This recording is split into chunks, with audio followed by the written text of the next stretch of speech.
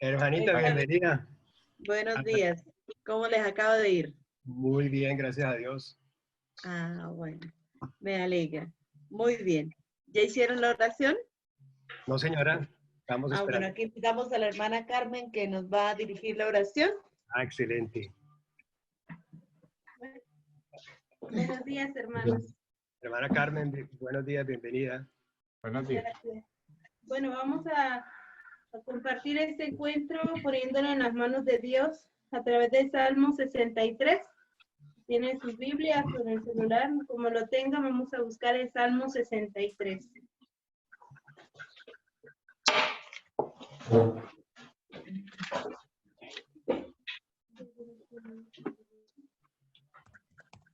Salmo 63, fuera del paréntesis.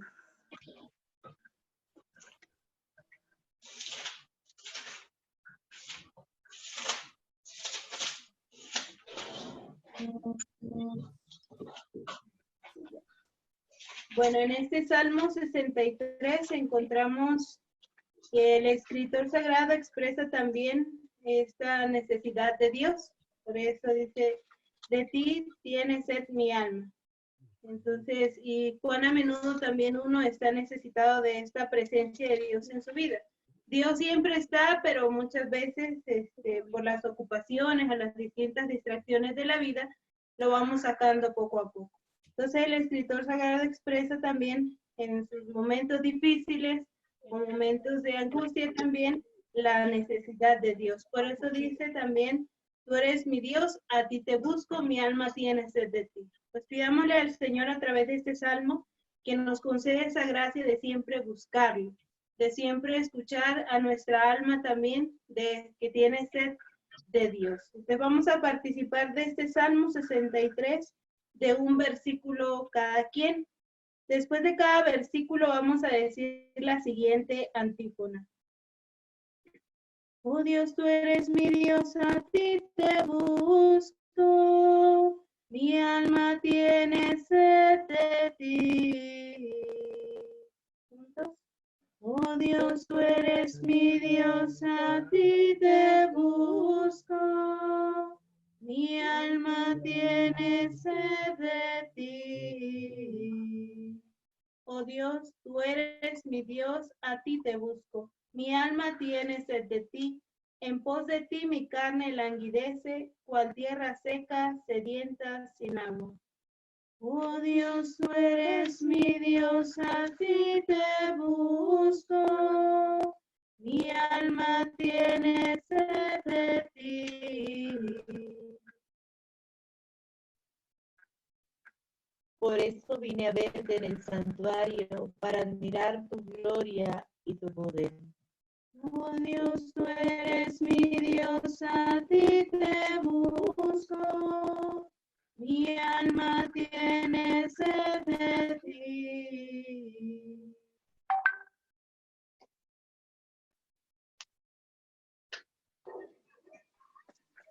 Como cuando en el santuario te veía al contemplar tu poder y tu gloria. Oh Dios, tú eres mi Dios, a ti te busco. Mi alma tiene sed de ti. Pues tu amor vale más que la vida, con mis labios te alabaré. Oh Dios, tú eres mi Dios, a ti te busco. Mi alma tiene sed de ti. Toda mi vida te bendiciré, y a ti levantaré mis manos en oración.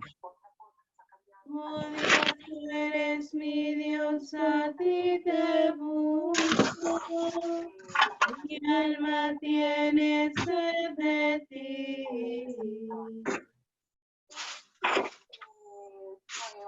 Pues tú eres mi auxilio y a la sombra de tus alas soy dichoso.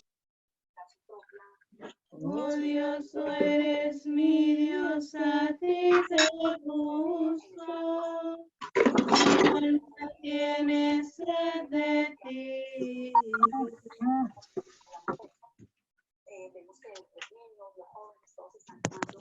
Quedaré muy satisfecho como el que disfruta de un banquete delicioso y mis labios te alabarán con alegría. Oh Dios, tú eres mi Dios, a ti te busco. Mi alma tiene sed de ti. Si en mi lecho me acuerdo de ti, en mis vigilias medito en ti. Oh Dios, tú eres mi Dios, a ti te busco. Mi alma tiene sed de ti.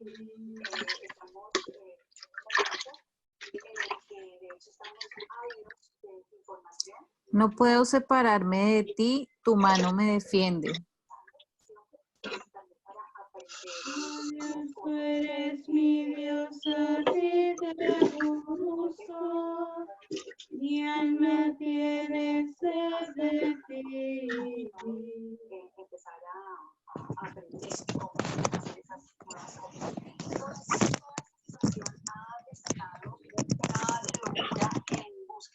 Los que en vano quieren perderme irán a parar debajo de la tierra.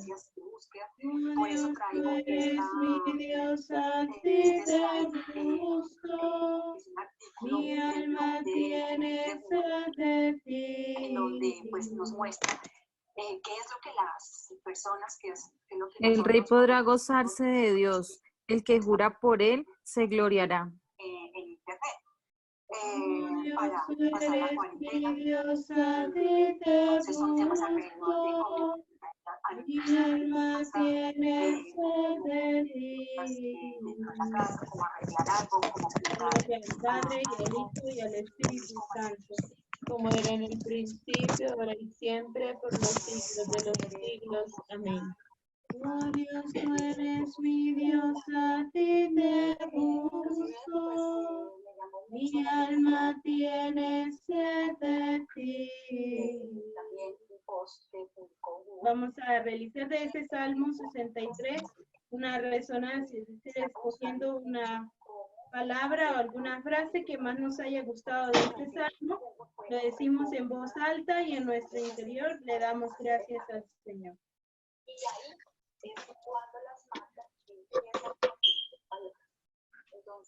Pues tu amor es mejor que la vida, mis labios tu gloria cantarán. De alguna forma demostrar empatía entregando alma. Las personas están buscando cómo hacer pan. Mi alma va pegada en pos de ti. A esas mejores. Soy feliz bajo tus alas, mi vida entera está unida a ti, tu mano derecha no me suelta. Mi garganta está sedienta de ti, mi carne desfallece por ti como tierra reseca sin agua. Quise traer también algunos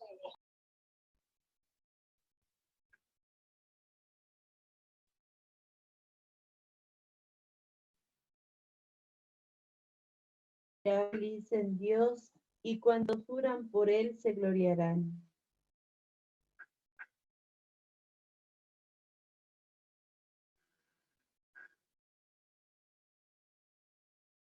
Por todo esto decimos, te alabamos, Señor, y te damos gracias. Te alabamos, Señor, y te damos gracias.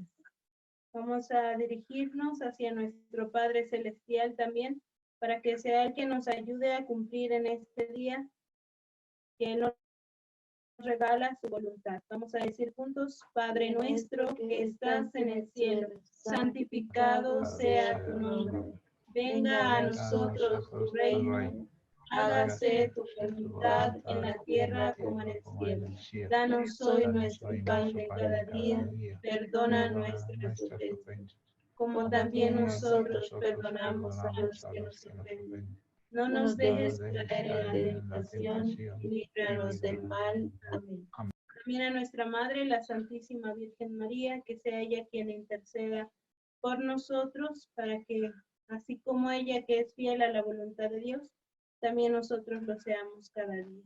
Decimos juntos, Dios te salve María, María, llena eres de gracia, el Señor está contigo. Bendita eres entre todas las mujeres y bendito es el fruto de tu vientre, Jesús. Santa María, Madre de Dios, ruega por nosotros pecadores, ahora y en la hora de nuestra muerte. Amén. Nos quedamos reunidos en el nombre del Padre, y del Hijo, y del Espíritu Santo. Amén. Amén. Gracias. Bueno, muy bien. Entonces, hoy vamos a ver el capítulo 4 del libro Palabra de Vida.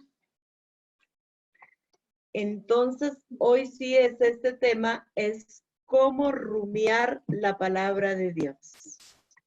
¿No? Ya hemos visto otros temas como saborearlo, cómo sacarle provecho, cómo decíamos el primer día que este era el pan de los hijos, que la Biblia para mantener una vida de fe, que cómo tiene que ser hace 8 días el encuentro de mi persona con la palabra de Dios.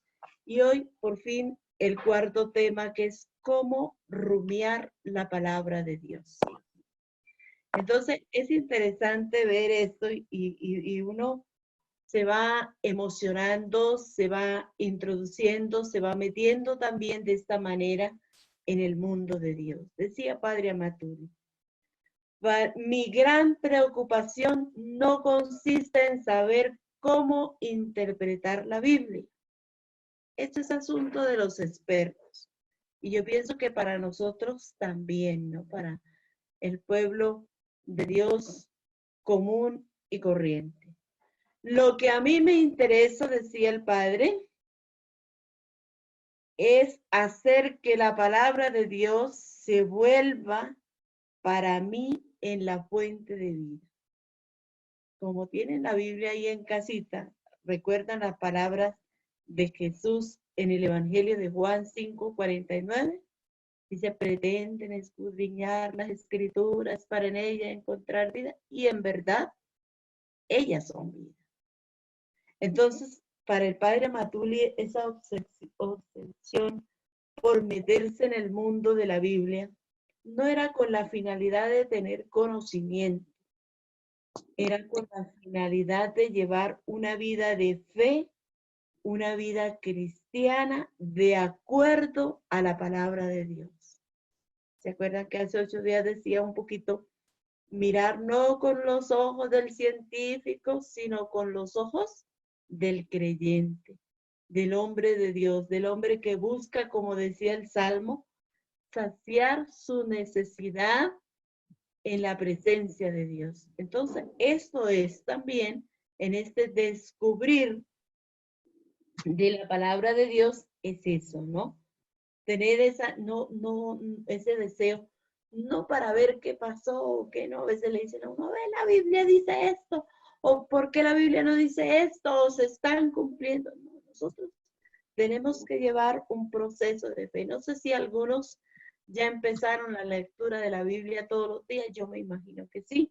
Algunos les mandé el link del proyecto, no sé cómo le digo, que había mandado el Padre Octavio para leer todos los días 3, 4 capítulos, ¿no? Depende, ahí cada día los viene marcando. Entonces esto lo va llenando a uno de entusiasmo, de gracia. Obvio que van saliendo algunas preguntas, pero a medida que avanza la lectura, uno va entendiendo mejor la mentalidad del escritor, la iluminación, el proyecto de Dios con su pueblo, el proceso de salvación, la ingratitud también del pueblo de Dios, que dice uno, bueno, y que muchas veces yo me he puesto en el lugar, ¿qué haría yo si hubiera vivido esa época, no?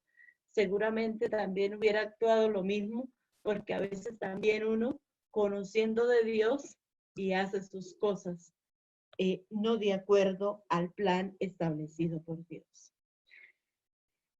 Existen muchos expertos en Biblia.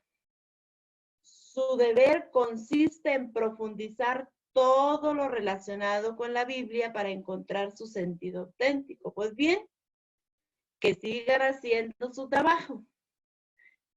El problema para mí y para todo creyente es otro. ¿Qué hacer para que toda esta sabiduría encerrada en la Biblia me vaya volviendo en un auténtico discípulo de Cristo? Entonces, si busco de esta manera encontrar y el camino, el hilo para llegar a Cristo, pues aquí hay que gastar todos los esfuerzos. Buscar, y a medida que uno se va metiendo en esta sintonía, uno va encontrando todo lo que nos va llevando al encuentro con Dios, y ahí vamos a encontrar nuestra identidad, vamos a colmar nuestra necesidad, vamos a buscar en la palabra de Dios esta fuente de vida. Como hay varios conectados, yo voy a pedirles un favor, ¿no? Cada uno va a tomar un texto. A ver, quiero que una personita busque Santiago capítulo 1, versículo 23 al 24. A ver, esta primera persona, Santiago 1, 23 al 24. Otro busque Hebreos 4:12. ¿Ya? Hebreos 4:12. Otra personita Tengo busque... Santiago. Ajá. Ya. Otra personita busque el Salmo Busco Hebreos. 119. Entonces, otro, Salmo 119, el más largo, el versículo 115.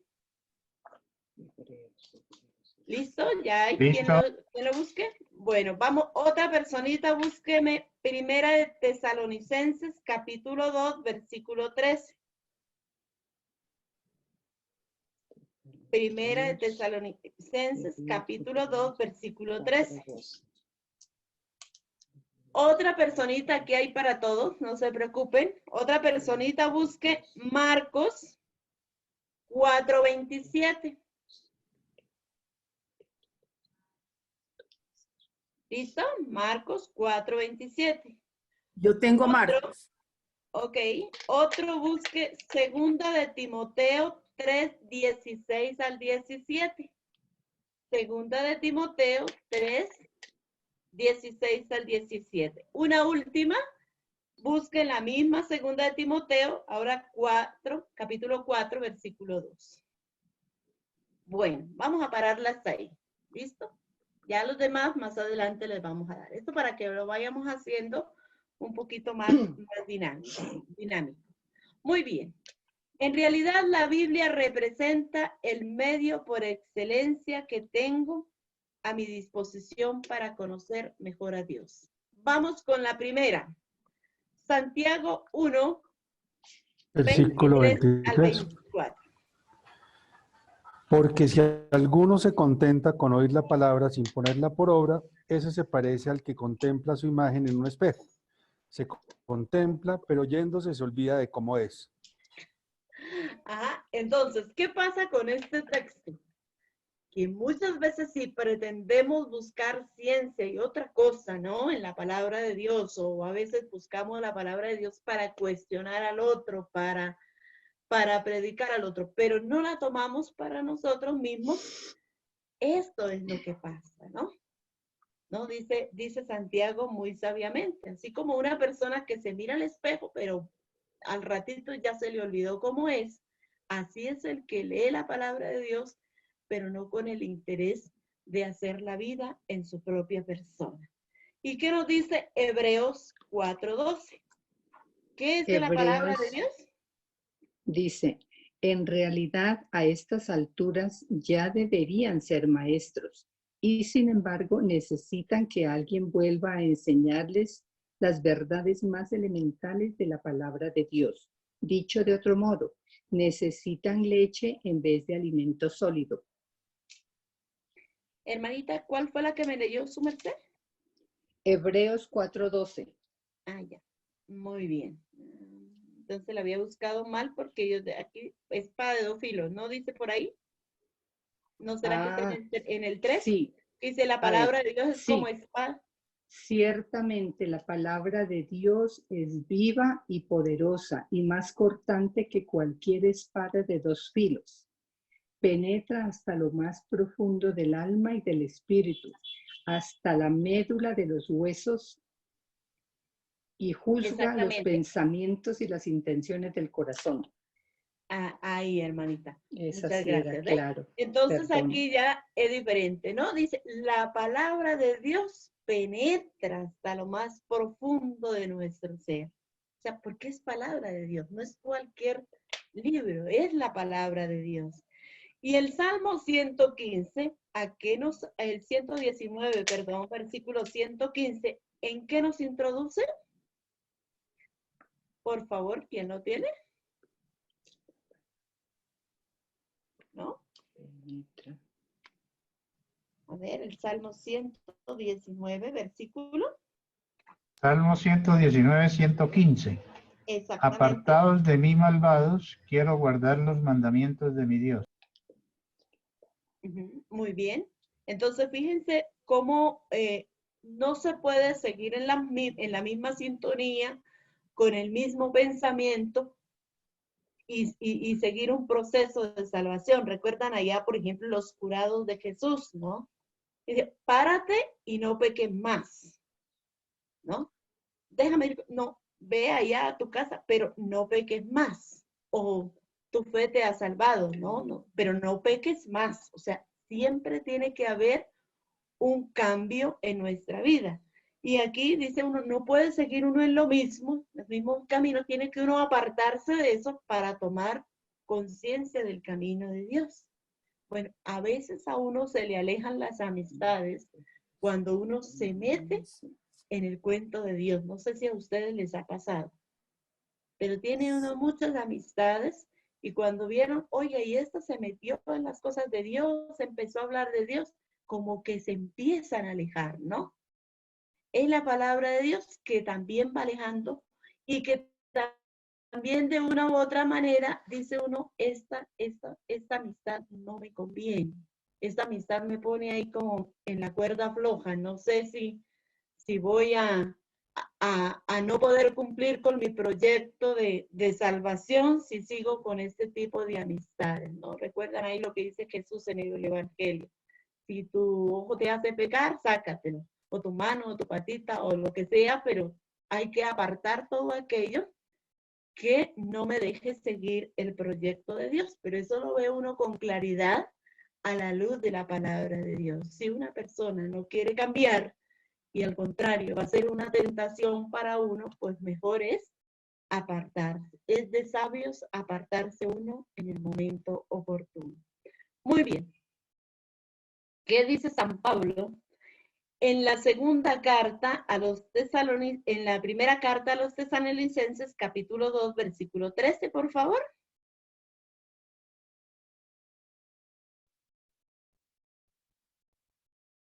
¿Quién tenía esta? Hola.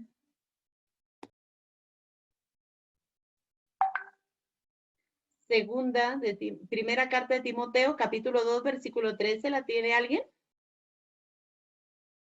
Primera de Tesalonicenses, ¿sí? Ajá, 2:13. 2:13, yo la tengo aquí ya, hermana. Por favor. De ahí que también por nuestra parte no cesemos de dar gracias a Dios porque al recibir la palabra de Dios que les predicamos, la acogieron, no como palabra de hombre, sino cuál es en verdad como palabra de Dios que permanece activa en ustedes los creyentes. Muy bien, entonces San Pablo que dice, esta palabra no es palabra de hombre, es palabra de Dios, ¿no? No, y de esa misma manera también nosotros la recibimos o la debemos recibir. Por eso muchas veces se nos motiva a nosotros. La Biblia no es un libro cualquiera. Y la Biblia se merece un respeto especial. Yo no voy a meter mi Biblia donde meto todos los libros, ¿no? Se motiva a la familia, es un altarcito en la casa con la Biblia, a disponibilidad, ¿no? O sea, que se note la diferencia. Uno le llega una carta de alguien muy especial y no la rompe, ¿no? a diferencia de todo el montón de cartas que le puede llegar de otras que no son tan interesantes. La palabra de Dios es una carta de amor. No se puede igualar a ningún otro libro. Entonces, en un lugar siempre especial, con respeto, ¿no? Recuerdo hace mucho tiempo en Bucaramanga teníamos un buen grupo de jóvenes. En la comunidad se da la oportunidad que los jóvenes vengan a dar un año de servicio. Cuando en esa época eso fue como para el 2000, invasiones en Bucaramanga, varios lugares se tomaron como invasión. Entonces nosotros íbamos a llevar la palabra de Dios a aquel lugar, ¿no? Resulta que una de las niñas llevaba como 2 días en el... Mira, por favor. Llevaba como 2 días en la comunidad y nos fuimos. Y esa noche teníamos encuentro con toda la comunidad. En la mañana hacíamos las visitas domiciliarias y en la tarde hacíamos un encuentro para la celebración de la palabra, el Santo Rosario y algunas pláticas de apologética. Llega la niña y se sienta en la Biblia. Se paran, porque eso era la intemperie, ¿no? Eso era en el monte, o sea, donde ellos estaban fabricando las casas, eso no había un lugar de salón ni nada de eso. Cada uno se acomodaba en un barranquito. La niña pone la Biblia debajo y se sienta. Se van molestando unas personas y con justa razón por la falta de respeto. Y en esa parte perdimos a algunas personas que no quisieran. Dice, si ustedes hablan de la palabra de Dios y no enseñan a la gente que está con nosotros, entonces, ¿qué estamos esperando? Entonces, por eso la importancia. A veces decimos, yo tengo mi Biblia en el celular. O mire, en el celular hacemos muchas otras cosas también, sí, muchos las hacemos con respeto, pero no es lo mismo que tenerle en físico, que tenerle ese cariño distintivo por la palabra de Dios, tenerla en un lugar especial, no tratarla como ningún otro libro, utilizarla para lo que es. Esto va creando en nosotros también la diferencia. Y es una, como hacemos, por ejemplo, con una imagen. No es lo mismo tener la estatua de Simón Bolívar a tener la imagen de la Virgen, ¿no? Aunque respetamos la imagen, la estatua de Simón Bolívar, pero aquí tenemos el modelo de madre que nos recuerde que trae algo más especial para nosotros. Lo mismo es la palabra de Dios. Nos alimenta, nos conforta, nos llena de luz, nos guía en nuestro camino. Decía aquí en Hebreos, es como espada de 2 filos, ¿no? Capaz de transformar, de cambiar. ¿Y qué nos dice Jesús en Marcos 4:27? ¿Alguien me parece que creo que tenía Marcos 4:27? Sí, yo lo tengo. Y envió inmediatamente a un verdugo con orden de traer la cabeza de Juan. Este fue... Me parece que no es, hermanita, me parece que no es. 4, a ver, Marcos 4. Me equivoqué, sí, estaba mirando el 6, perdón. No, es la de la semillita. A ver. 27, dice así. Y de noche se acuesta, de día se levanta, y la semilla germina y crece sin que él sepa cómo. Ajá. ¿De qué está hablando? De la semillita que se pone en la tierra, que no sabemos cómo, una pepita seca, pero en la noche hace toda su función y al día siguiente lo que vamos a ver es una plantita nueva. Eso es la palabra de Dios. Uno la lee, ora con ella, sin que uno se dé cuenta y se pueda explicar cómo, la palabra de Dios va calando. ¿Se han dado cuenta ustedes, hermanos, en nuestra familia, amigos? Yo era borracho, yo era esto, me cambié de iglesia y mire ahora cómo soy. La iglesia nueva, ahí está la verdad porque me cambió. Falso. No es la determinada secta que sea muy prodigiosa. ¿Qué es lo que transforma a la persona? La palabra de Dios. usted empieza a leer la palabra de Dios, empieza a cambiar de mentalidad, de sentimientos, porque la palabra de Dios te va llenando y sin que uno se dé cuenta, la palabra de Dios nos va cambiando el chip. Ya no pensamos como antes, ya vamos a pensar a la manera de Dios. Por ahí hay un letrero, no sé cómo se le dice, muy popular que dice algo: dime qué ves, qué escuchas y te diré quién eres, qué hay en tu corazón. Lo mismo pasa con la palabra de Dios. Lo mismo pasa con la palabra de Dios. Si yo empiezo a alimentarme, si yo pienso a llenarme de la palabra de Dios, si yo empiezo a leer la palabra de Dios, a poner en práctica la palabra de Dios, mi vida va cambiando. Por eso hay estos cambios, ¿no? Pero si uno nunca quiere meterse en la palabra, ya no quiero ser como los evangélicos, siempre con la Biblia debajo del brazo. No, no es eso. Es el amor que uno va teniendo, ¿no? Cuando los chicos empiezan, estamos hablando de noviazgo, se empiezan a conocer, ¿no? Se llegaron a enamorar y están en la etapa del noviazgo. ¿A poco no andan ahí siempre del brazo, no? El problema está cuando se casan, ¿no? Lo mismo pasa nosotros con la palabra de Dios, ¿no?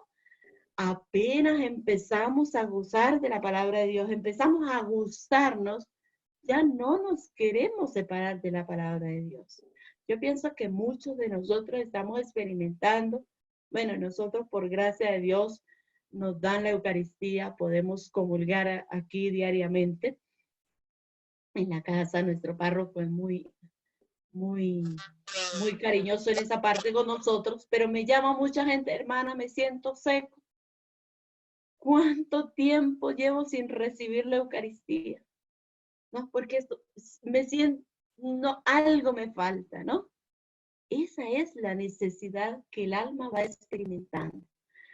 Otros pasan años, no se acercan a la comunión, no se acercan a la confesión. ¿Por qué? Porque no ven esta necesidad, ¿no? Porque nunca la han vivido, porque nunca han sabido lo sabroso, lo bueno, lo bien que uno se siente con la palabra de Dios, y por eso no la extraña. Pero uno que empieza a practicar, que empieza a ver, que empieza a vivir esto, uno nota la necesidad. Lo mismo pasa con la palabra de Dios. Al principio de pronto, uy, me toca leer hoy la Biblia, uy, me toca. Pero después de que usted empieza a encontrarle el gusto, a encontrar la respuesta, a ver ahí lo que Dios va haciendo dentro de nuestra persona, la cosa empieza a cambiar. Ya no somos los mismos, ya no pensamos lo mismo, ya nos sentimos, empezamos a vivir a la manera de Dios. Me gusta la carta de San Pablo a los Corintios, donde dice: ustedes son el buen olor de Cristo. ¿Cómo lograremos ser el buen olor de Cristo? Cuando nos empapemos y vivamos a la manera de Cristo, ¿no? Entonces, eso es importante. Una vez transformado en discípulo de Cristo, esto me va a volver en un auténtico misionero. Ya no me va a dar miedo. Ya no, oigo, obvio, ¿no? Que hay siempre la cosita ahí que híjole, ¿quiénes estarán, no? La plática mañana, ¿y cuántos dirán estar conectados? Que mirar a preguntar, mire, pero fíjense que eso es un punto importante.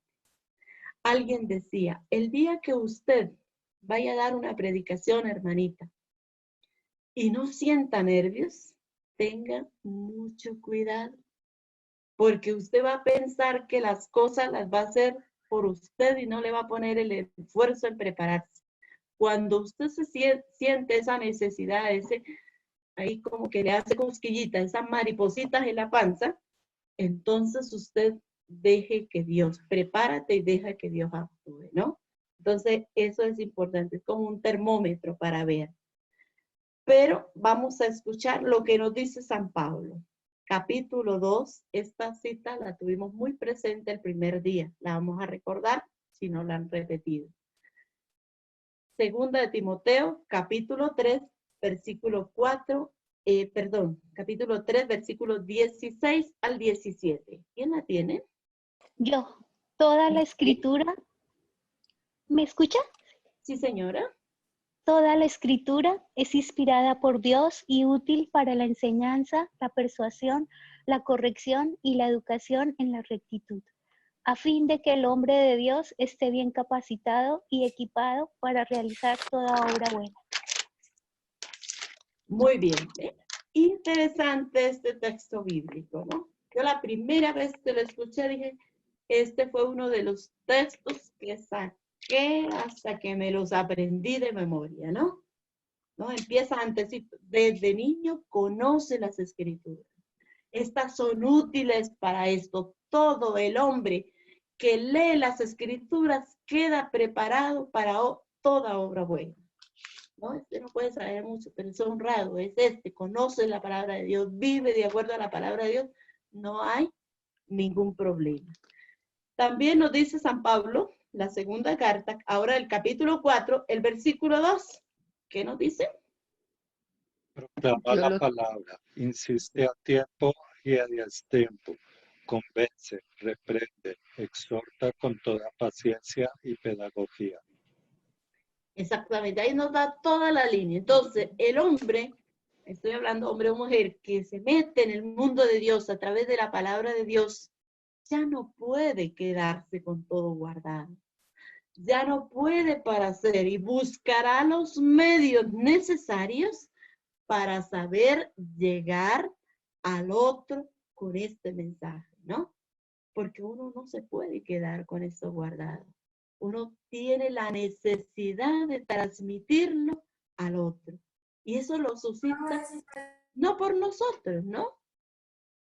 Sino la palabra de Dios. Yo recuerdo cuando empecé a conocer la comunidad, una niña del campo, tímida, nunca había tenido relaciones más que allá con los de la casa, la familia, la gente que iba a trabajar en la finca, pero vaya, póngame en hacer un rosario con la escuelita donde íbamos a hacer en la novena de Navidad. Olvídese, nunca me salía nada, ¿no? Y cuando entro yo siempre decía, esto es para mi hermana. Mi hermana era el polo opuesto, ¿no? Dinámica, dice, esto es para ella. Yo no entiendo qué estoy haciendo acá. Poco a poco, la primera vez que agarré un micrófono, Santa María, yo pensé que me moría, ¿no? Yo era un padrecito italiano. Nosotros los domingos hacemos apostolado de la literatura. Todos los domingos sale uno con su cajita de libros a la parroquia que nos hayan dado permiso. Pedimos que nos den unos segunditos para promover el libro y ya. Llego ese día, me dejaron en esa parroquia porque el padre no dejaba promover. Entonces yo pasé con el papelito, este es el libro, padre. Aquí está lo que debe decir usted para promoción del libro. Bueno, entré, le entregué el libro. Dios mío, me dice el padre, mire, mijita, usted conoce más los libros. Hable usted del libro. Pero hable clarito, porque la otra vez vino una mexicana que no se le entendía nada. Dios mío, qué susto más arrecho que me dio en ese momento, ¿no? Yo me quería morir. No le podía decir al padre que no, ya 20 días en la comunidad. Cuando yo pasé, ya verdad no me acuerdo qué dije, seguramente leí el papelito. Yo volví a la mesa donde tenía mis libros, que había dejado una señora con los libros. Solo lloraba. Para mí que ese día la gente me compró por lástima. Pero yo nunca había agarrado un micrófono, no sabía qué iba a decir, el impacto de ver a la gente ahí, del padre que me había dicho hable bien clarito, eso fue una presión muy grande.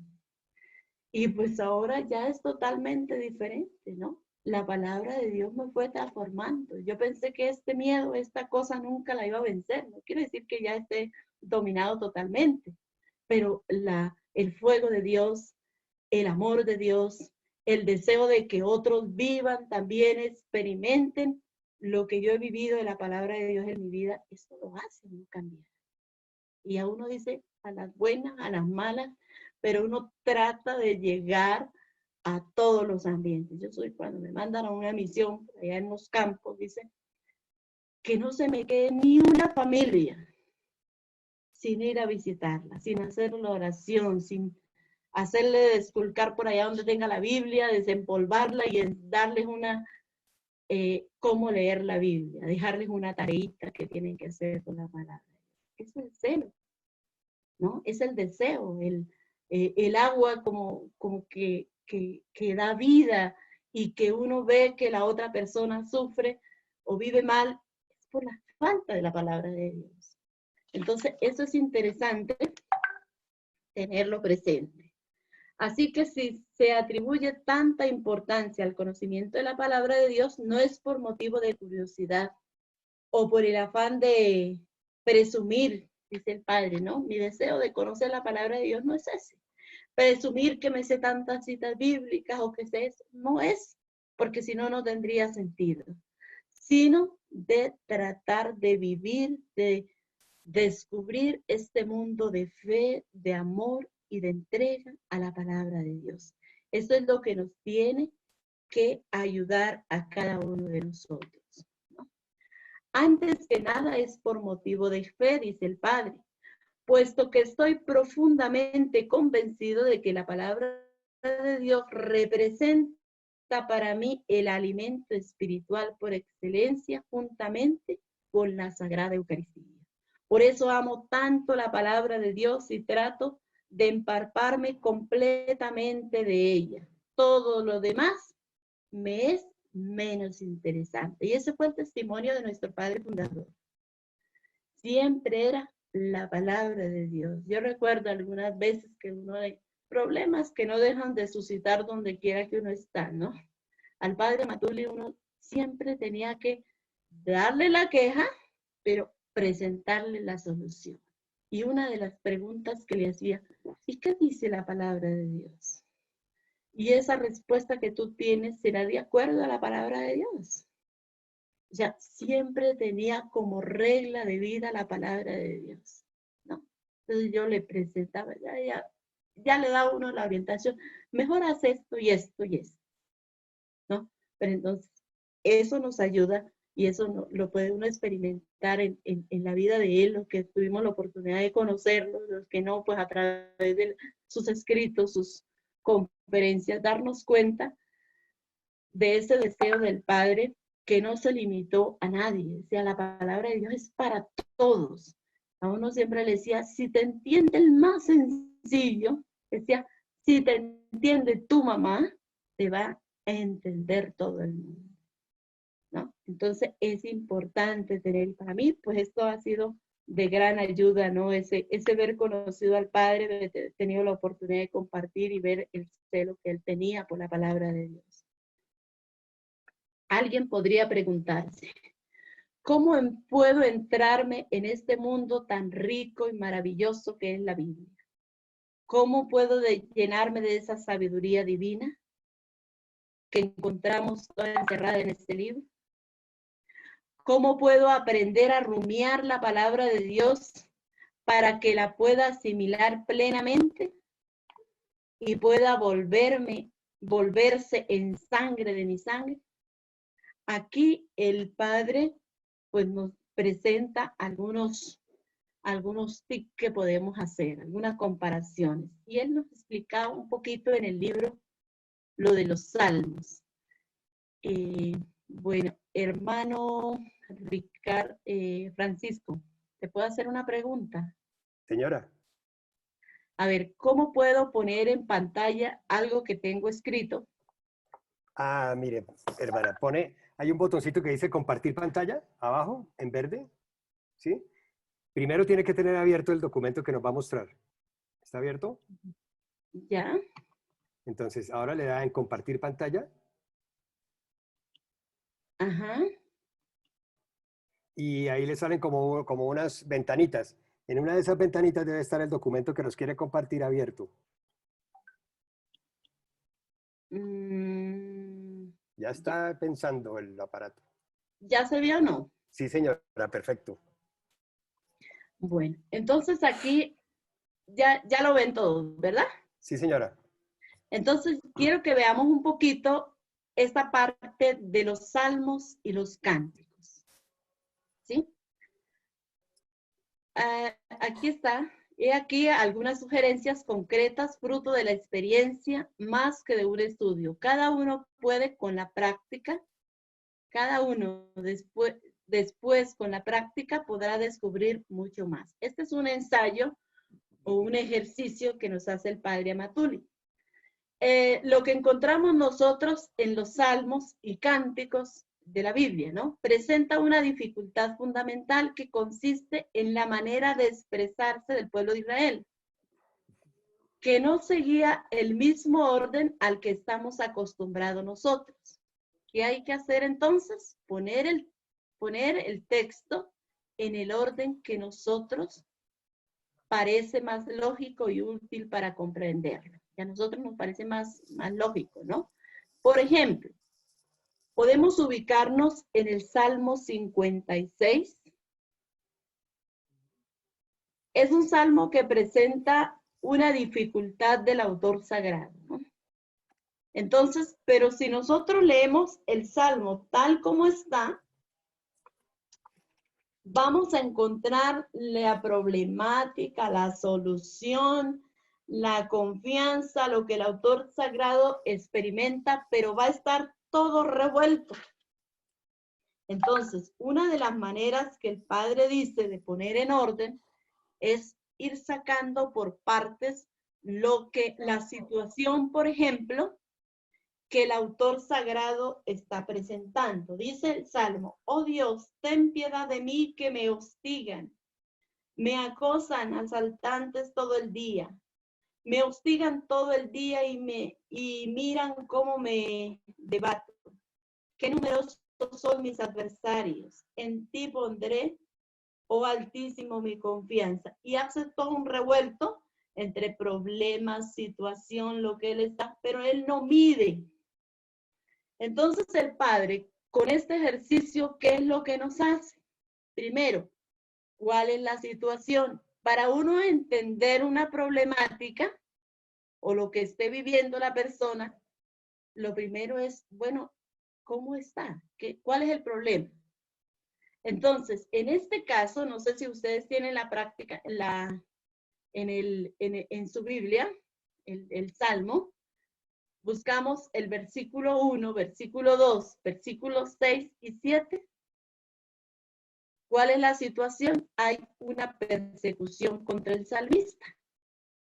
¿Sí? Entonces vamos detectando cuál es la situación. ¿Cómo se siente el salmista frente a esta situación que está viviendo? La encontramos en el versículo 10. Ahí en ese versículo nos relata qué es lo que él experimenta. ¿Por qué? Porque confía en Dios, ¿no? O sea, a pesar de toda la persecución, él se siente seguro. ¿Por qué? Porque confía en Dios. ¿Y dónde manifiesta esos versículos, esa confianza en Dios? El versículo 4, el versículo 5, el versículo 11 y el versículo 12. ¿Cómo reacciona, no? Pidiendo la intervención de Dios, versículo 1 y versículo 8. ¿Cómo va a parar todo esto? Con la liberación, versículo 14. ¿Qué hará entonces? Le dará gracias a Dios y cumplirá sus votos, es decir, el compromiso. Y aquí, en esta situación del Salmo 56, vamos a encontrar una oración con todos los elementos, ¿cómo diríamos?, válidos para o que catalogan una buena oración. ¿Por qué? Hay reconocimiento de la persona, sentimiento de la persona, confianza en Dios, que es el que le está pidiendo, respuesta de Dios, pero también un compromiso personal que el autor sagrado hace con Dios. No sé si me di a entender ahí un poquito, no sé si alguien quiere comentar algo al respecto. ¿Se entiende o no?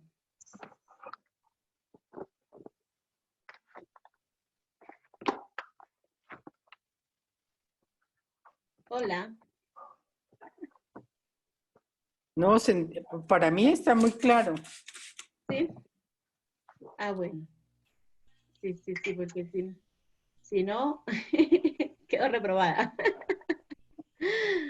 Gracias. Tiene 10, hermana. ¿Perdón? Que tiene 10. Ah, ya. Muy bien. Ah, ya, bueno.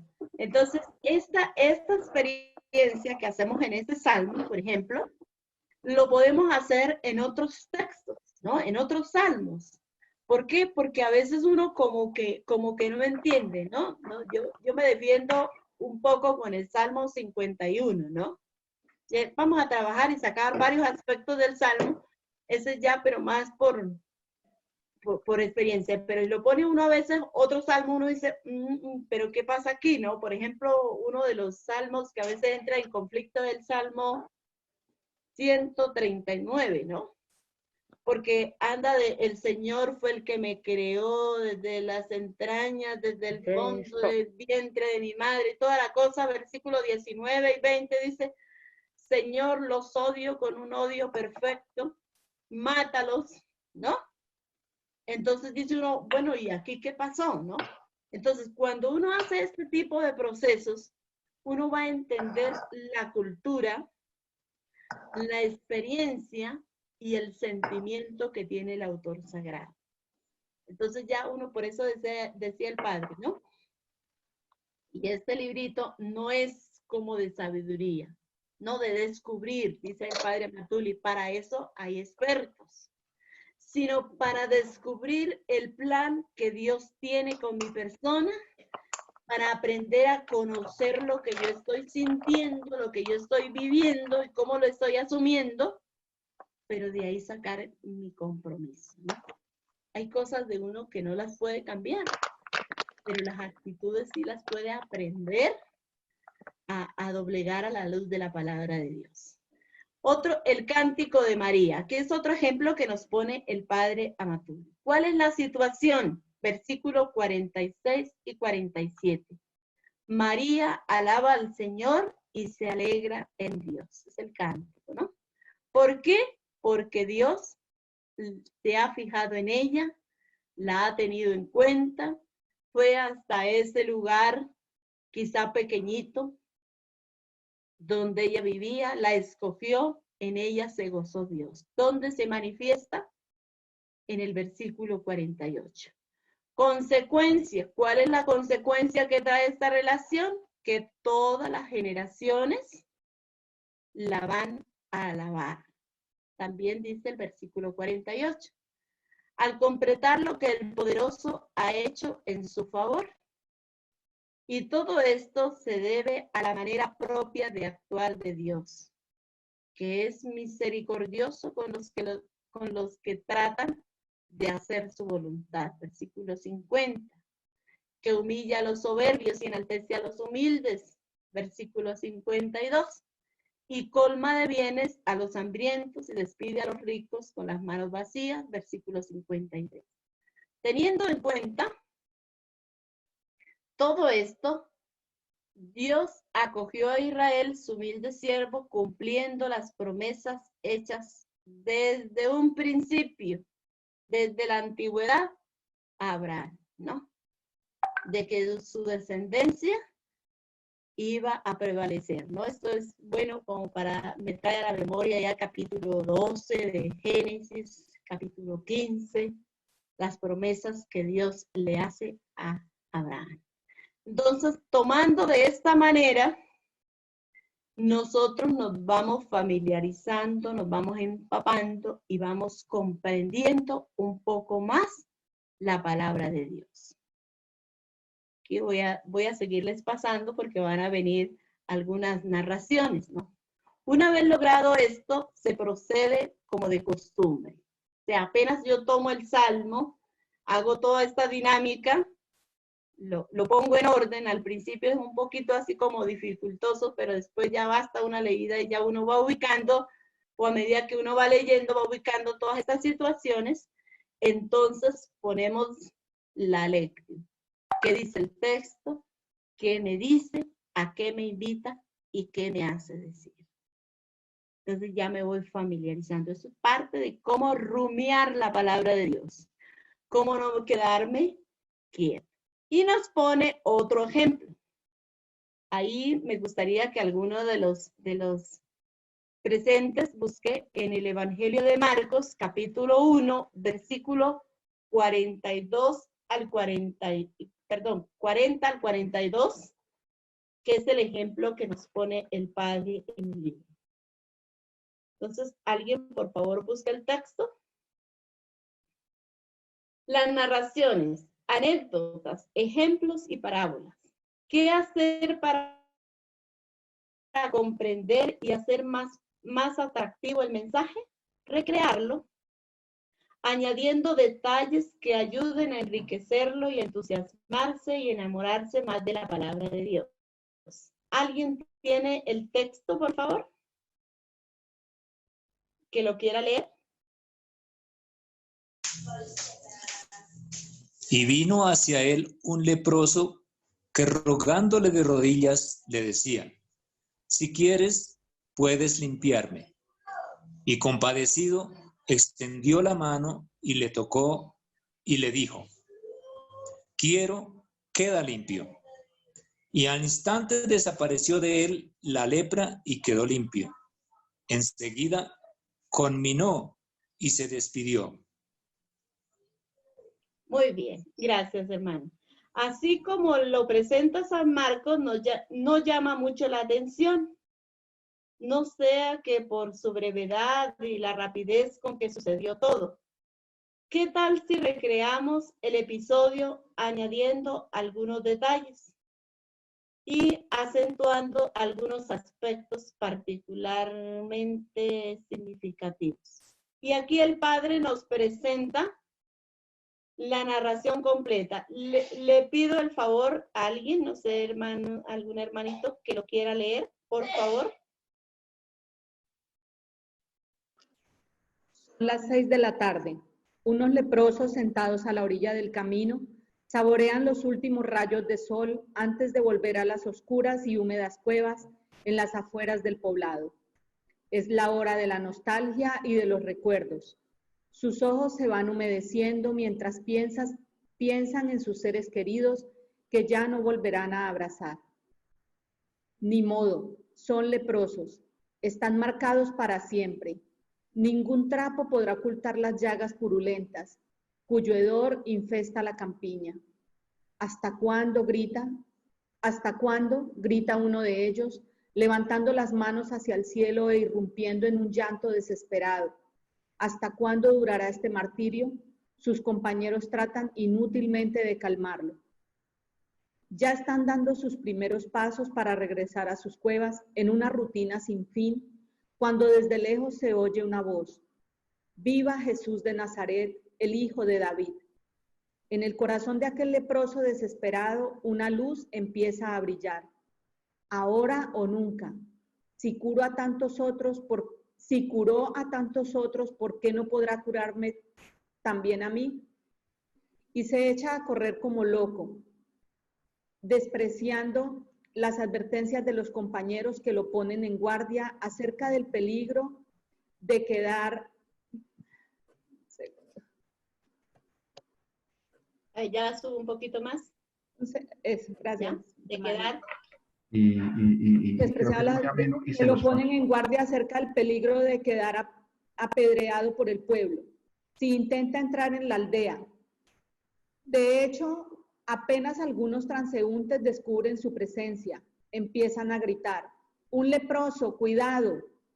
En unos instantes toda la aldea se entera de su presencia y entre gritos y amenazas intentan disuadirlo de su atrevido propósito de acercarse al maestro.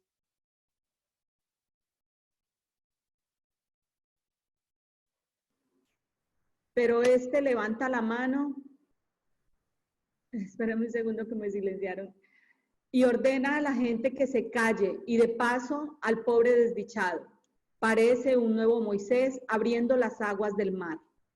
Y el leproso, temblando de miedo a la vista del pueblo amenazante y al mismo tiempo confiado en la misericordia de Jesús que lo espera, Con los brazos abiertos, avanza lentamente, se pone de rodillas y exclama suplicante: Jesús, Hijo de David, ten piedad de mí. Yo sé que si quieres puedes limpiarme. Un silencio sepulcral se apodera del gentío, que observa al maestro levantar las manos al cielo en una súplica confiada al Padre común. Su rostro se irradia de luz, baja las manos y toca al leproso diciéndole: lo quiero, queda limpio. Y sucede el milagro. El leproso queda limpio entre el desconcierto de unos y el asombro y la alegría de otros. Muchas gracias, hermana. Con gusto, hermanita. Bueno, esta es como el Padre propone pintar algún texto bíblico para darle más emoción, quizá con lo que sucedió en aquel momento. Entonces, esto es muy práctico, especialmente, por ejemplo, a veces dicen, ¿cómo hago para enseñar a los niños? Y fíjense que esta dinámica es muy práctica, no solamente para los niños, también para nosotros los más grandes, para los jóvenes. Esto gusta mucho. Y de esta manera el texto se va quedando más porque se presta también para esto. No es poner ninguna cosa que no dice, ¿no? Es pintar la situación, lo que rodeó el suceso que estaba pasando en el momento. Entonces dice el Padre, haciendo esto es más fácil sacarle el jugo al hecho. Narrado por el evangelista de una manera muy escueta. Esa es otra. Otro eso, y que esto es muy práctico, nosotros lo practicamos mucho en las misiones, en la familia, ¿no? Es buscando los personajes.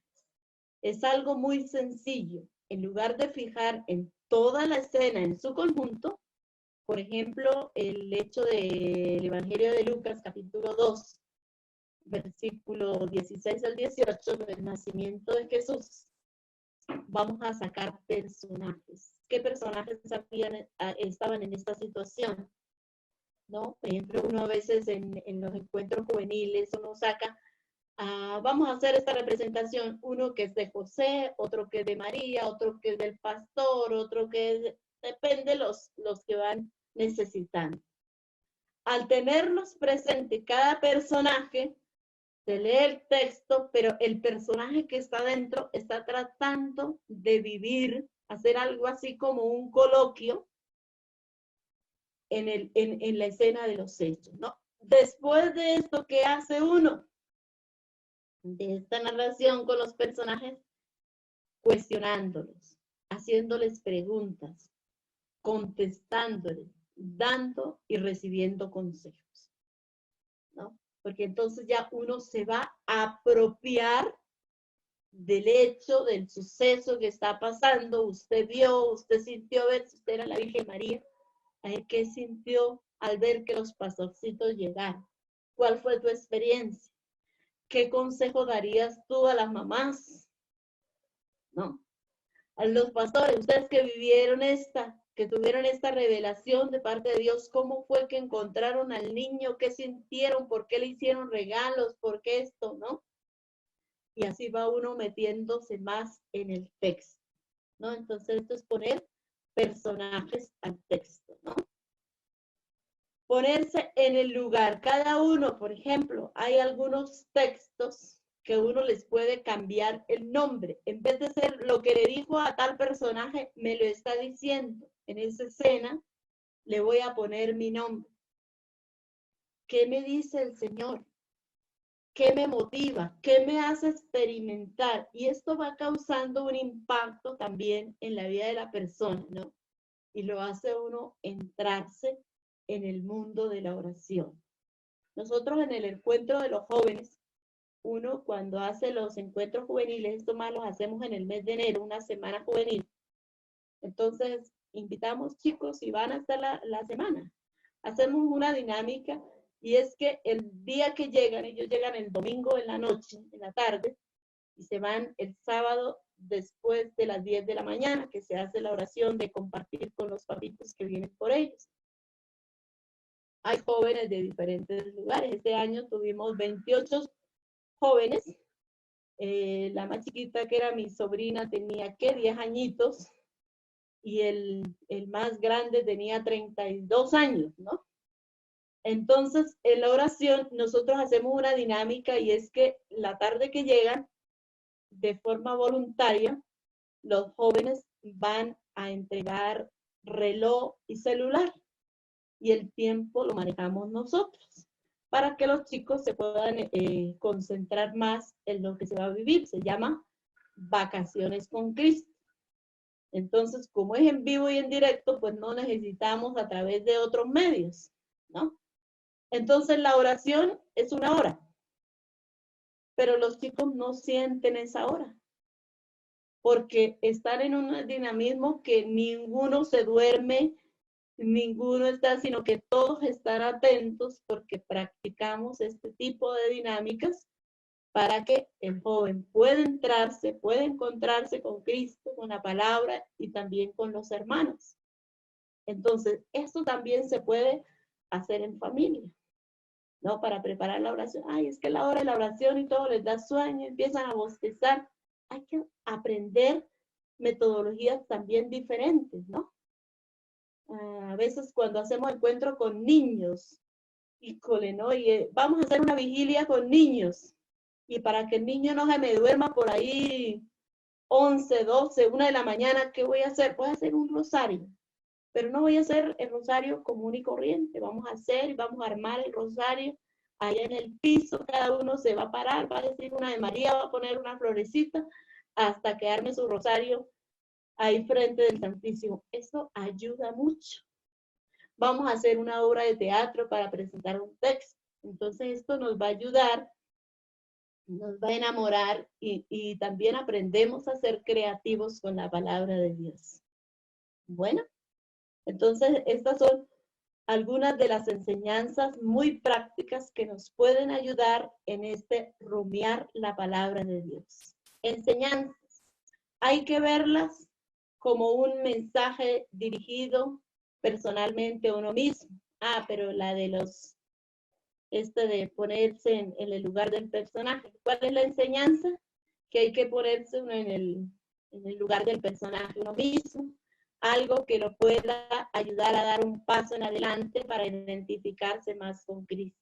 Así, poco a poco, la propia manera de pensar y actuar va cambiando en la dirección correcta, señalada en las Escrituras. La conclusión que el Padre nos da. Como se ve, la Biblia es un libro la Biblia no es un libro tan complicado como piensan algunos. Todo se trata de ver qué es lo que uno busca en ella. Si uno busca puros conocimientos, se enreda. Si al contrario busca la manera de acercarse a Dios y así dar sentido a su vida, la cosa cambia. Todo se vuelve fácil, atractivo y placentero. Aquí hay una tareita chiquitita. El conocimiento, esto es para completar, el conocimiento de la Biblia nos ayuda a ser verdaderos discípulos de, me imagino que ya lo pensaron y ya lo identificaron. Otra, la palabra de Dios y la son el alimento espiritual más importante para el verdadero creyente. ¿Ya la tienen? ¿Qué será? Biblia. Pero la palabra de Dios y la Eucaristía. Muy bien, la Eucaristía. Muy bien. La otra, contesta estas preguntas. Para ser un verdadero católico, ¿es suficiente leer la Biblia? ¿Sí o no? No. No. Muy bien. ¿Qué quiere decir rumiar la palabra de Dios? Esa la van a meditar. Bueno, no sé si tengan alguna pregunta, duda, tormento. Hermano Francisco, ¿cómo vuelvo a la... Ahí mismo en compartir. Ah, no, mentiras. Arribita, hermana, debe decir parar Dejar de compartir. dejar de compartir. Exacto. O sea, ¿le pincha el mismo?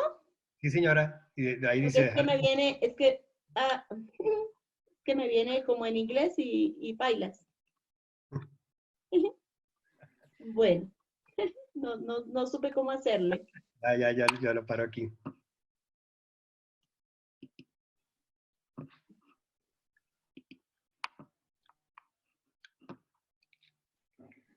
No. No. Me toca a mí compartir algo. Bueno. Dejar de compartirlo. Ya, eso. Listo, hermana. Bueno, muchas gracias. Qué cosas. Bueno, pues este era el tema que traía preparado para este día. No sé qué les parece, algún comentario, algo. Hermana, eso es como retornar a la niñez con los profesores de historia sagrada que ahora ya no se acostumbran en el nuevo sistema educativo. Los mayores de ciertos años sí nos acordamos de ese librito que era la Sagrada Escritura contada a los niños en una forma así como lo expusiste hoy, que es, y yo tuve profesores que exponían, de acuerdo a las edades de los que estábamos en clase, exponían los pasajes de la Sagrada Escritura así, en esa forma narrativa, de un poco de inventiva, de poesía, de drama, de sainete, de todo ese cuento, e incluso hacían participar a los alumnos como actores dentro de la... Se cortó. Guillermo. Se le apagó el micrófono.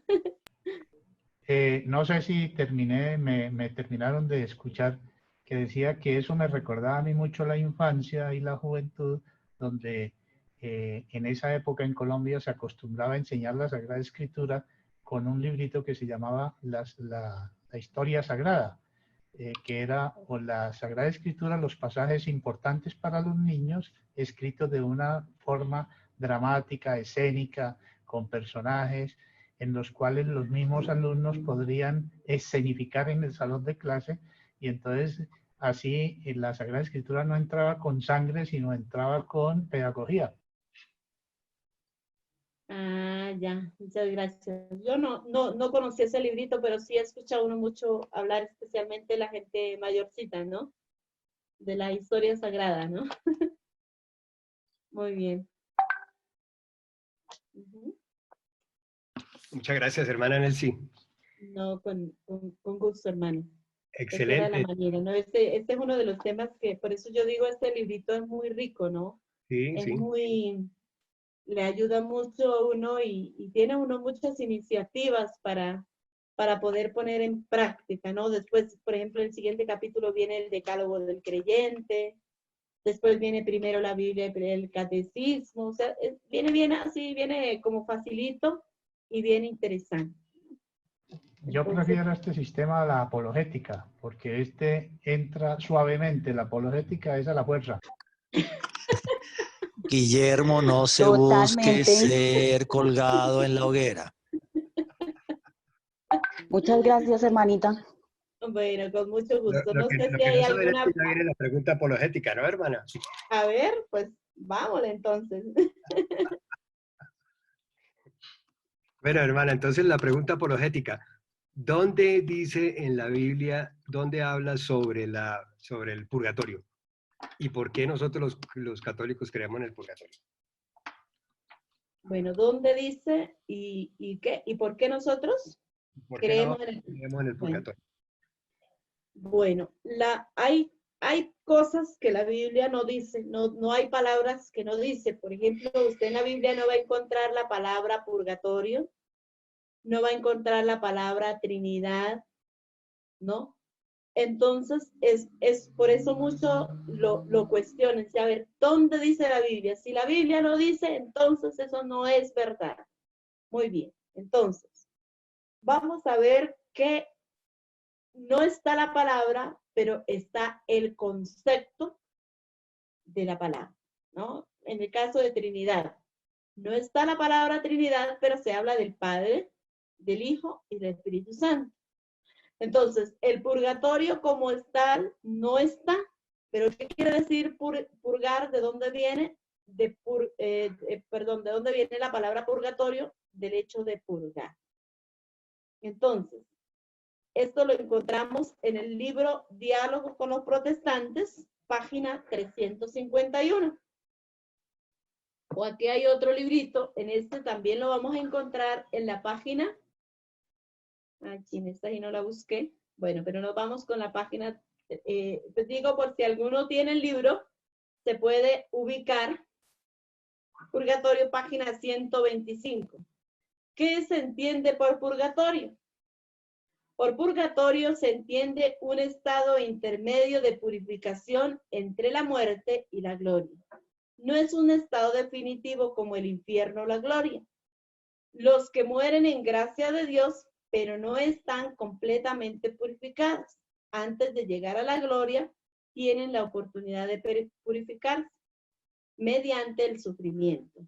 Y aquí es donde vamos a encontrar algunos textos más claros al respecto. Por ejemplo, Mateo capítulo 12, versículo 32, dice: el que insulte al Hijo del Hombre podrá ser perdonado, en cambio, el que insulte al Espíritu Santo no será perdonado ni en este mundo ni en el otro.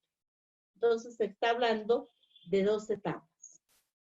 No fue perdonado ni aquí, ni fue perdonado después de la muerte. Entonces no está específicamente la palabra, pero se habla de dos momentos en que la persona tiene la oportunidad. Apocalipsis 21:27 dice: en ella no entrará nada manchado. ¿En dónde? En la gloria. Entonces, esto es importante que lo tengamos presente. ¿Cómo se puede realizar esta purificación? Mediante el sufrimiento, que muchas veces se simboliza por el fuego. Por eso vemos la Virgen del Carmen allá sacando almitas. El fuego es un símbolo de purificación.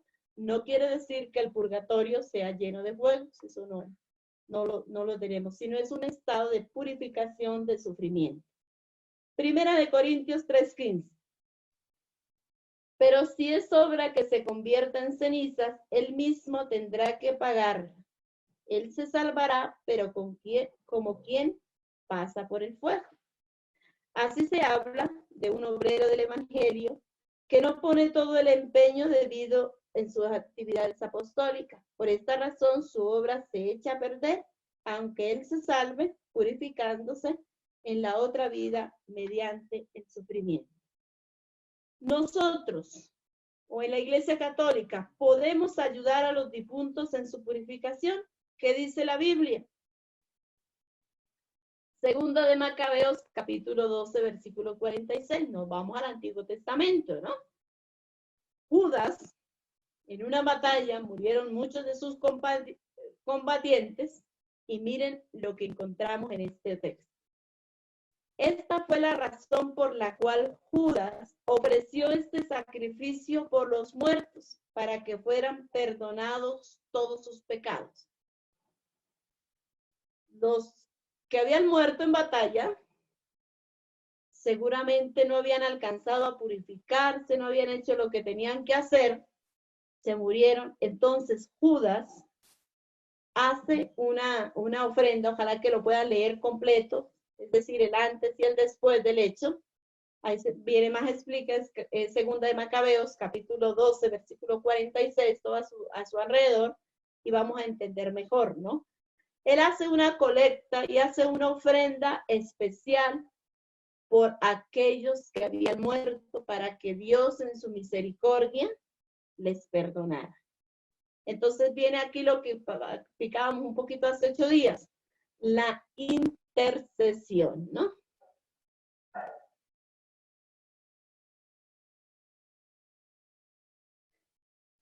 La intercesión, ¿no? Estaba leyendo un poquito que aquí alguien mandó que no es el infierno, entonces, ¿qué es? Muerte no es el infierno, entonces, ¿qué es? Es otra pregunta, más a ratico, ¿no? No la alcancé. Ahí la lee hermano Francisco para que después me la desglose más suavecito, ¿no?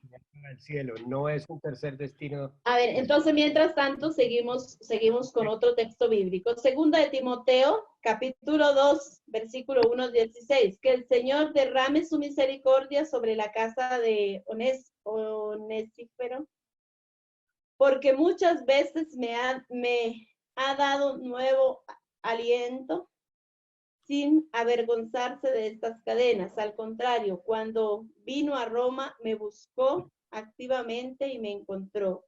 Que el Señor le conceda encontrar su misericordia en aquel día. San Pablo está haciendo una oración de intercesión precisamente por esta persona, ¿no? Y así vamos a encontrar otros textos bíblicos. Ahora, así de forma clarita. Entonces, primero, el cielo, el purgatorio y el infierno no son lugares como tal, no son lugares como esta casa, como Bogotá, como esta ciudad, son estados. Ojo, estados de felicidad, estado de sufrimiento o un estado de purificación. ¿Listo? Cuando el Papa San Juan Pablo II, en el año 2000, si no estoy mal, hizo esta aclaración. Muchos hermanos no católicos se vinieron encima. El Papa ya dijo que no hay cielo, que no hay infierno, que no hay... Se dan cuenta, mire, ¿no? No, el Papa lo que especificó es que no eran lugares físicos, sino estados de felicidad. A ver, ¿quién puede decir cómo es el amor? ¿Cómo es la felicidad? Es algo que se siente, pero que no se puede físicamente decir cómo. Se nota de pronto en la alegría, en las expresiones, tristeza, pero son estados. El cielo es un estado de felicidad por estar gozando de la presencia de Dios. El infierno es un sufrimiento total, es la muerte eterna, ojo, la muerte eterna, no la muerte por un tiempo, ¿no? Sino la muerte para siempre en el pecado, por no poder gozar de la presencia de Dios. Uno que es creado a imagen y semejanza, esencia de Dios. La felicidad máxima es gozar de Dios.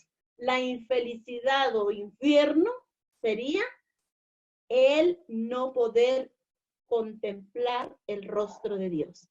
Y la purificación, pues, es ese estado intermedio de purificación. Sí, porque decía que Apocalipsis 21-27, al cielo no entrará nada manchado. Entonces, de entrar plenamente en la gloria. San Pablo, en un texto, creo que es Colosenses 1:24, a ver, no, es otro texto, que dice que en qué consiste el purgatorio, que es en no poder gozar de la presencia de Dios. A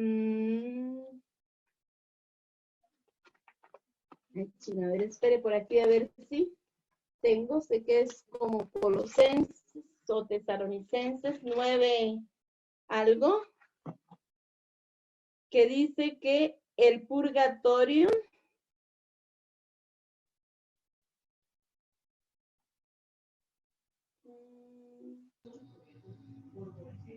no, es por no gozar de la presencia de Dios, que es un estado, el sufrimiento total es no poder gozar de la presencia de Dios.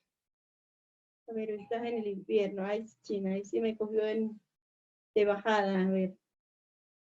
Infierno. Y está en ese. Si alguien lo tiene, el texto donde dice San Pablo que es el sufrimiento consiste en no gozar de la presencia de Dios.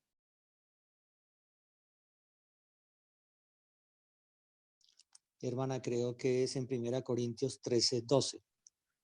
A ver, la lee, por favor.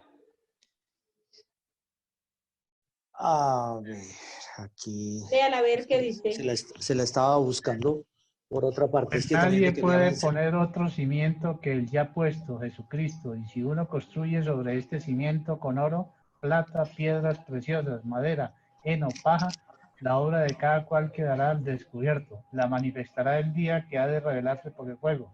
Y la calidad de la obra de cada cual quedará al descubierto. La manifestará el día que ha de revelarse por el fuego. Y la calidad de la obra de cada cual la probará el fuego. Aquel cuya obra construida sobre el cimiento resista, recibirá la recompensa, mas aquel cuya obra quede abrazada sufrirá el daño. Él, no obstante, quedará a salvo, pero como quien pasa a través del fuego. 1 Corintios 3, 11, 15. Este es un tema Sí, como pero, para los apologéticos, ¿no, monseñor? sí, pero hay No, otra. señor, no es tema para los apologéticos. Es que quería comentarle, hermana, que también les quiero, pues, como reforzar, aparte del documento que usted tiene en sus manos, que el Catecismo de la Iglesia Católica en los numerales 1020 hasta el 1023 Ajá. está refiriendo al infierno, el cielo y el purgatorio. Entonces, en el catecismo también hay un apoyo bien grande para estos temas que son tan, pues, polémicos a veces, difíciles, como usted lo dice, no están escritos tácitamente en las Sagradas Escrituras, pero sí el tema es tratado en ellas. Exactamente. Ah, ya encontré el texto. A ver, es segunda de Tesalonicenses 1:9. Esto para del infierno, ¿no? Para decir de qué se trata el sufrimiento. No es tema, serán condenados a la perdición eterna, lejos del rostro del Señor y de su poderosa gloria. Entonces, este texto, pues también cabe en el purgatorio para decir cuál es la purificación, no gozar de la presencia de Dios. Y me parece muy bien lo que el hermanito estaba apoyando. Mire, fíjense la importancia. Este año, por lo menos en la Arquidiócesis de Bucaramanga, la tarea es la lectura del catecismo. Entonces, a veces tenemos el catecismo, pero lo tenemos en la biblioteca. Entonces, esto nos apoya mucho para estos aspectos. Y sí, es verdad, hermano, lo que su merced dice, ojalá que hayan tomado apuntes especialmente de estos artículos. Y el hermano los puede repetir para que se tome nota y después con tiempito los puedan leer.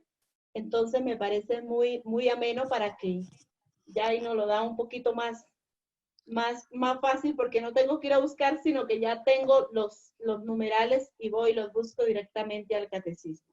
Pero Sí, hermana. Entonces los numerales son el 1020 al 1025. Se habla sobre esos temas, o sea, el tema del cielo, el tema del infierno, el tema del purgatorio. Del 1020 al 1025, el Catecismo de la Iglesia Católica. Ok, muchas gracias. Entonces, cerrando así, esto es el purgatorio. Entonces, un estado de purificación. Hermano, ¿me puede desglobar lo que se escribió, por favor? ¿Qué es en concreto?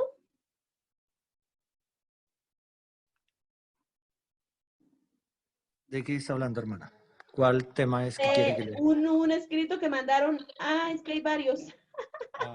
No, yo no le he enviado, yo solo le he dicho. Ya. Entonces era una explicación.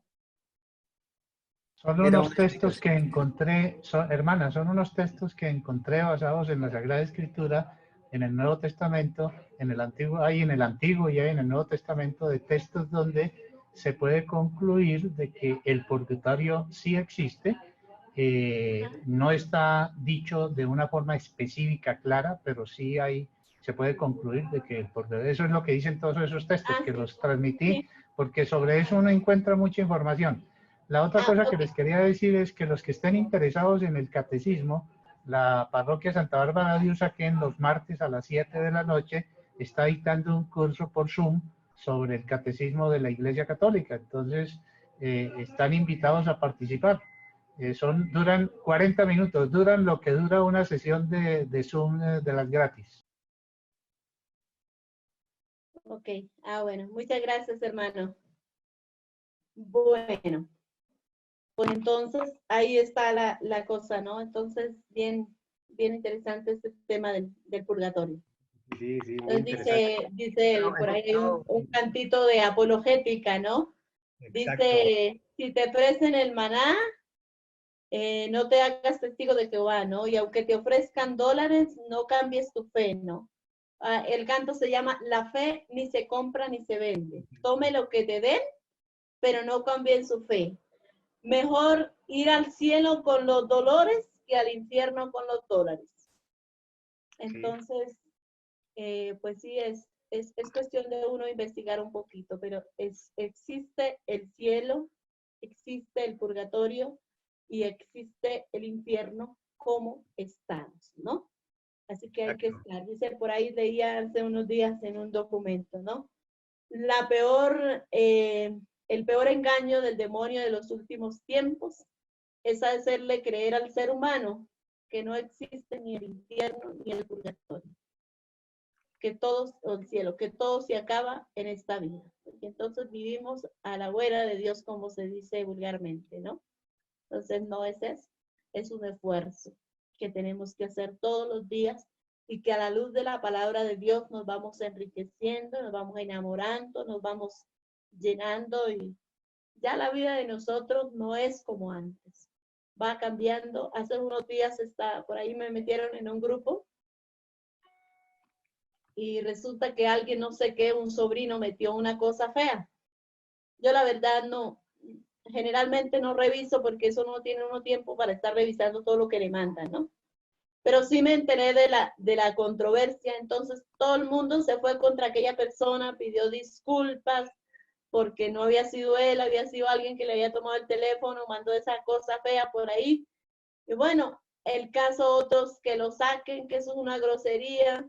Entonces yo digo, nos falta mucho todavía del conocimiento, de la misericordia, de saber entender, y si hubiera podido edificar hasta aquel joven que puso esa cosa en el WhatsApp, pero por los arrebatos, por la falta de conciencia, lo que hicieron fue sáquenlo. Entonces a veces lo que hacemos es sacar al que no nos cae bien, ¿no? Cuando lo podemos es ayudarlo. Entonces, ¿por qué no falta palabra de Dios? Así que muchas gracias, hermanos, y yo creo que Muchas hasta ahí. gracias, hermana Nancy. Muy amable, de una vez. Bueno, pues espero haber podido ayudar y haber sido específica. Muchas gracias, hermana. Con mucho gusto. Hermana, Muchas gracias, hermana. Algunos dicen que cuando uno se muera se va a llevar dos sorpresas muy diferentes. La una, que va a encontrar en el cielo a los que uno creía que estaban en el infierno. Y la segunda, que van a estar en el infierno los que uno creía que estaban en el cielo. Así es, así dicen, ¿no?